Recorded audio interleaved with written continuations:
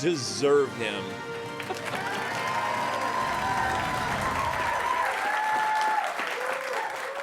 Tonight on We Don't Deserve Him, he made a wisecrack about a sneak attack. President Trump met with the Japanese Prime Minister at the White House this week, where he was asked about his decision not to give Japan a heads up before the attack in Iran. Roll it, Godzilla. Why didn't you tell U.S. allies in Europe and Asia, like Japan, about the war before attacking Iran? So we are very confused about we Japanese citizens. Well, one thing, you don't want to signal too much. You know, when we go in, we went in very hard, and we didn't tell anybody about it because we wanted surprise. Who knows better about surprise than Japan? Okay? Why didn't you tell me about Pearl Harbor? Okay? Right? You know, he's asking me, no, you believe in surprise, I think much more so than us. All right, that joke could be in the Trump Hall of Fame. But let's check out the Prime Minister's face when he said that. What was she thinking? I mean, sure, it's kind of shocking, but it's still better when Biden asks, how long have you been working at Benihana? You didn't like that? Kevin, it's kind of funny. In a way, even Trump's joke was also a surprise attack. I mean, this is the new tone of these watch the sausage being made meetings. Yeah. Back to Zelensky's meeting, remember, with all the cameras and everything? You don't know where he's going to go. Mm-hmm. You really don't. And by now, either you love it or you hate it. I just find it, I mean, you get a big audience to these things because you don't know what the next joke is going to be. Exactly. You know what's great, too, Emily, is that he says these things because we're actually thinking it, too. When a reporter goes like, you know, why did you do this without telling anybody? He's like, Pearl Harbor! Totally. He says what everyone is thinking. He's not constrained by like, well, that would probably be inappropriate. I loved this so much for that reason. It was like the quip heard around the world. But also I felt like this was another Jerry O'Connell thing where the reporter was like asking this question, like, why didn't you give notice? And just gets roundhoused by like the statement of the century. But then the president went on to say, you know, how the prime minister speaks English so well. And he was like, next time you're here, I'm going to speak Japanese fluently. I'm going to master the language. And can you imagine, you guys, if that happened and President Trump was fluent in Japanese, it would be like John Cena in Mandarin, except without being a sellout. Yeah. It'd be amazing. Do we want to roll that tape? Let's do it. She's going to have to go first before you. Is that okay? Yeah. Do you understand? Just very good. I tell you, she's I mean, it's so nice that we don't have to sit. No, it's very good.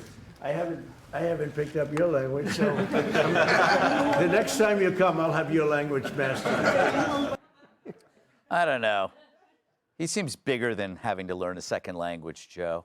You know the language of love. That's true, Greg, I do. But I laugh because funny is funny, but I thought this punchline was a bit of a cell phone because when you justify your military strategy, you don't want to liken it to any of the Axis powers in World War II because that has some negative connotations. He said, we had to surprise them just like the Wehrmacht did to Poland, and they were right to do it. You know, you don't want to do stuff like that because open a history book. But also, I didn't care for it because, like, look, he's saying a lot of things about the war that don't seem to me like he's taking it seriously, and troops are in harm's way. Like the other day when he said, I'll end the war when I feel it in my bones. I'm like, that doesn't reassure me that you're giving, like, leave the comedy to the experts. Me, you, Carrot Top, you know? Well, you're definitely right about me. Todd, what do you make of this? Did you run into, like, yesterday on the 5, Harold didn't like it. He thought it was a bad taste. What about you? Yeah, I mean, we had a producer, we were talking about this off air on my show, and a producer didn't like this. And the immediate thing that I thought of is how jealous I am of the president that he gets to say funny things like this and doesn't get in trouble. Like, I would have gotten in trouble if I... Yeah, imagine if you had the opportunity to be funny. You know what? I'll take that over. Imagine you had the opportunity to do a show in front of people. Look, my show, which is Fox and Friends First on 5 a.m. every weekday morning, am I right? What was the point about? What are we talking Do you think a lot of people, I hate to say this, a lot of young Americans didn't even get the joke?